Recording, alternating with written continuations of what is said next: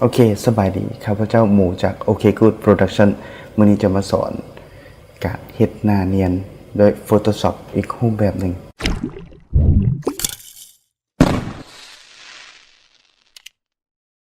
โอเคในเบื้องต้นที่เราจะเฮ็ดก็คือเข้ามาเว็บไซต์ YouTube แล้วพิมพ์Many Artist หรือว่าเดี๋ยวเราจะเอาแอคชั่นของเราลิงก์ดาวน์โหลดแอคชั่นของเราไว้ใน description เนาะโอเคเราเปิดตัวนี้เพื่อดาวน์โหลดอันนี้ของเราแอคชั่นของเรามาไว้ความจริงเขาโหลดไปละแต่อันนี้เขาเข้าให้เบิ่ง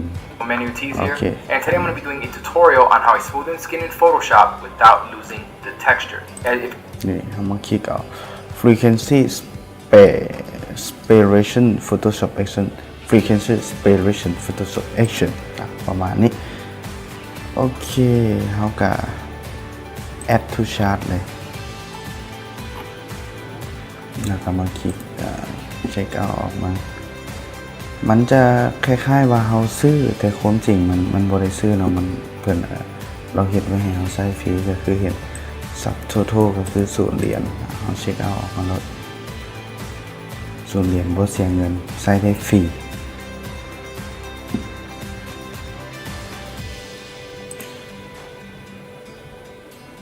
โอเค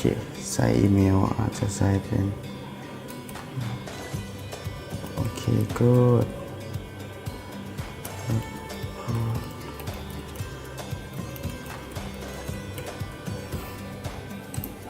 โอเค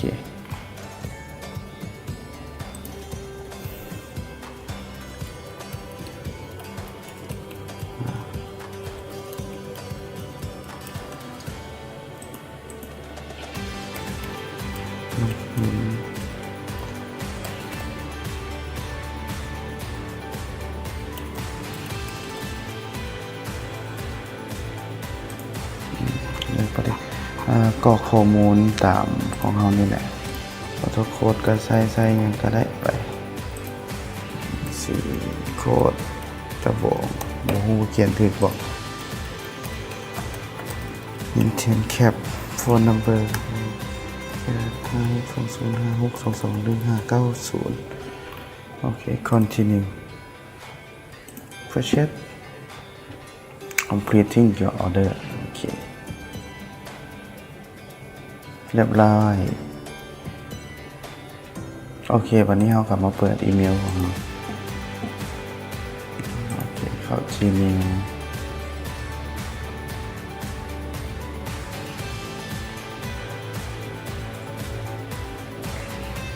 นี่ดิจิตอลดาวน์โหลดมาแล้วโอเคเอาคลิกใส่ Save File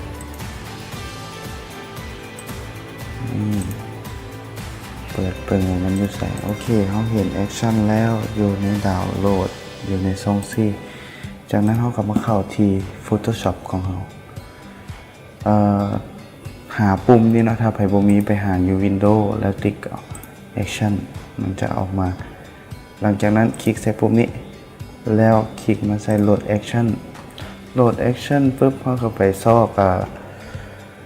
โฟลเดอร์ที่เราเซฟไว้โอเคเราดาวน์โหลดมาอยู่ดาวน์โหลดเราก็คลิกใส่แล้วก็คลิกโหลดก็ถือว่าโอเคแต่ว่าเรามีแล้วเราก็เลยโหลดใส่ต่อหลังจากนั้นมาเข้าโปรแกรม Lightroom เนาะก็แล้วแต่คนจะใช้แต่เราใช้ Lightroom เพื่อง่ายมันง่ายดีอุ๊ย มันง่ายดีที่เราจะใช้แต่งรูปเพราะว่าเราสามารถปรับtemperature โอเคโอเคปรับอันนี้ก็ได้ปรับจังไหนก็ได้ปรับตามใจเฮาว่าโอเคคันเฮาหมักแล้วแบบกดเอาได้เลยโอเคขอบน้อยนึง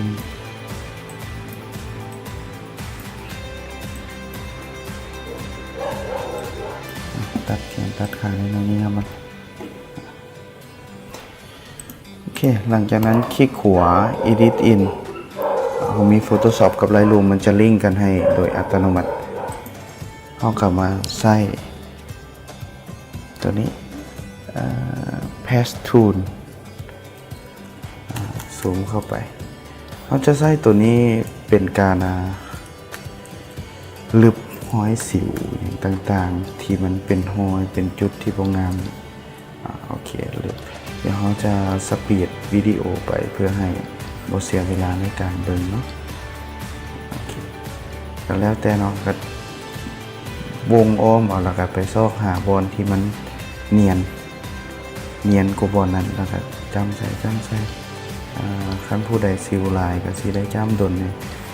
เทคนิคตัวนี้ถือว่าเป็นเทคนิคที่เราใช้แต่งให้ลูกค้าทุกๆคนเลยแหละ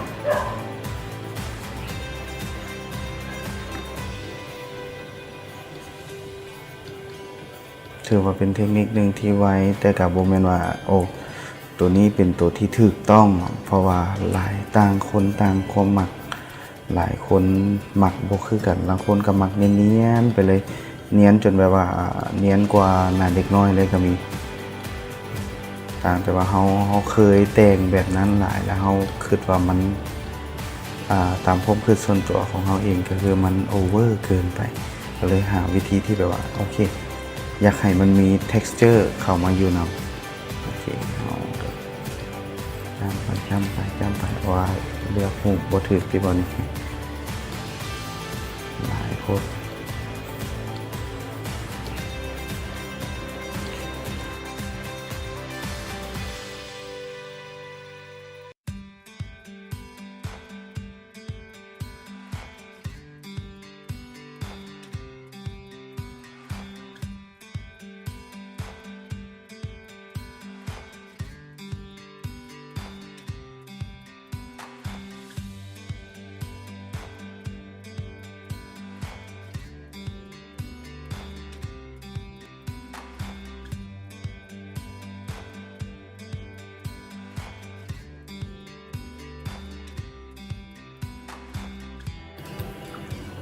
โอเค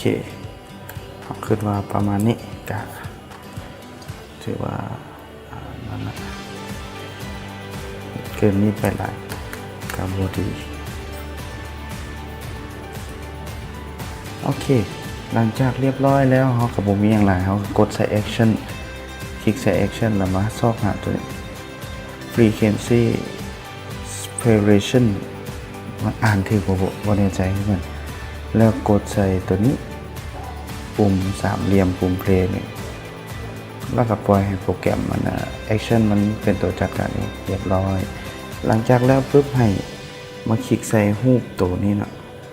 ตัวนี้อยากเปลี่ยนชื่อก็เปลี่ยนบ่อยากเปลี่ยนแล้วก็แล้วแต่แล้ว Ctrl J เพื่อ copy มา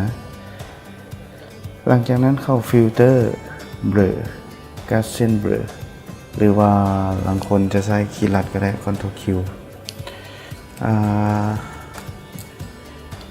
นี่ปรับความเบลอได้ตามต้องการอยากให้เนียนส่วนใดก็ได้แต่ว่าลายเกินไปก็พอดีเนียนเบอร์เอาประมาณ8โอเคมันเป็นเซ่กับบ่พอเป็นตะเบิงไปเลยถ้ามันเป็นคุกคักโอเคหลังจากนั้นให้มาที่ตัวนี้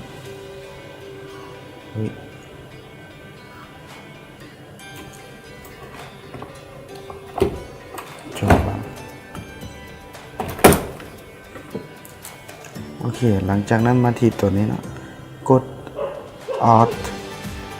แล้วมาคลิกใส่ตัวนี้เพื่อให้มันเป็นพื้นดำๆตัวนี้มันจะกลับมาเป็นคือเก่าหลังจากที่เราลึกสิวอยู่จุดนี้แล้วนะหลังจากนั้นให้มาเอาที่ brush ในโค้ดสามารถปรับไส้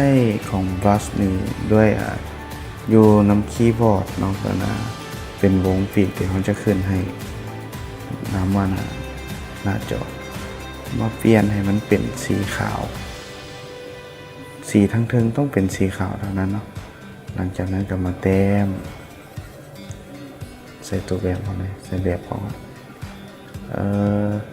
แต้มในจุดที่ควรแต้มก็คือบ่ควรเข้าไปแต้มในตา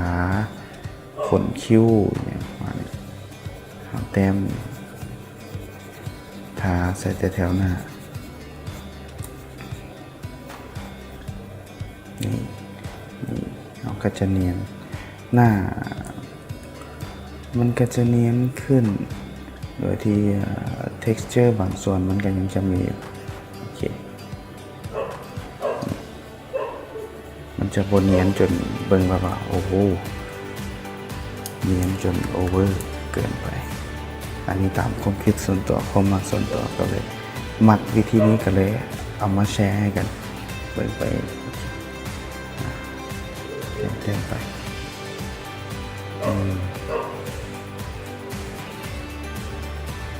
นี่อันนี้ต้นฉบับเทียนลึกสิวออกนั่นอันนี้คือสิ่งที่เราแผ่นเรียบร้อยโอเคจะสังเกตเห็นได้ว่ามันยังจะมี texture เป็นจุดคือหูขุมขนขึ้นมาให้เรา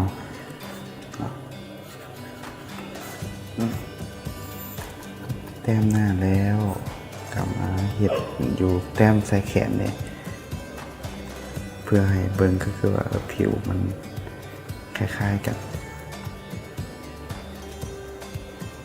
โอเคเท่านี้ก็ถือว่าเรียบร้อยละแต่ตามที่เบิ่งอาจจะเบิ่งรู้สึกว่าเนียนเกินไปอาจจะลดลงประมาณ75ลดopacity ลงประมาณ75พวกopacity ของ brush ที่เขาใช้แต้มหรือว่า flow ของมันนี่จะใช้อยู่100ทั้งหมดเพื่อว่าเพราะว่าขณะเขาลดมัน50ประมาณนี้มันหรือว่า75ไว้เลยโดยที่บ่ต้องการมาลด opacity อยู่นี่มันจะเวลาเขาไปทับซ้ำกันมันก็75ทับ75มันก็จะจะอันเนียนขึ้นเกินไปว่าง่ายๆคือเขาบางเทื่อเขาทาบ่สม่ำเสมอมันก็จะบ่สม่ำเสมอก็เลยว่าโอเคให้มันเป็น100ให้มันได้เอฟเฟกต์ที่แบบเต็ม100แล้วเขาจึงมาลด opacity อยู่ตัวนี้เองตัวนี้เราต้องคลิกให้เบิ่งว่ากรอบสีขาวมันอยู่ในตัวนี้แล้วมาลดประมาณเป็น75หรือว่าเอาประมาณ50ก็ได้แล้วแต่ผู้ที่มาเอา75เอาซะโอเคก็ถือว่าเรียบร้อยเนาะในการแต่งรูปเบิ่งง่ายๆก็คือ before after ซูมเข้าไปให้เบิ่งใกล้ๆ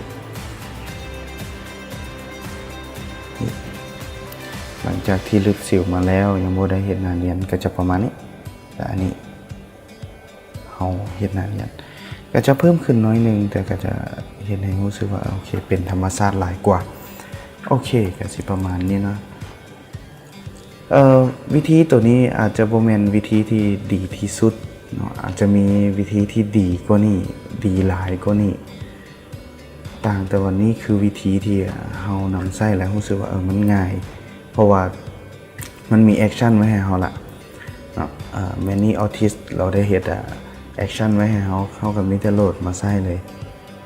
ก็ถือว่าสามารถเฮ็ดหน้าเนียนจะมีการเฮ็ดเป็นรูปโปรไฟล์ได้ละ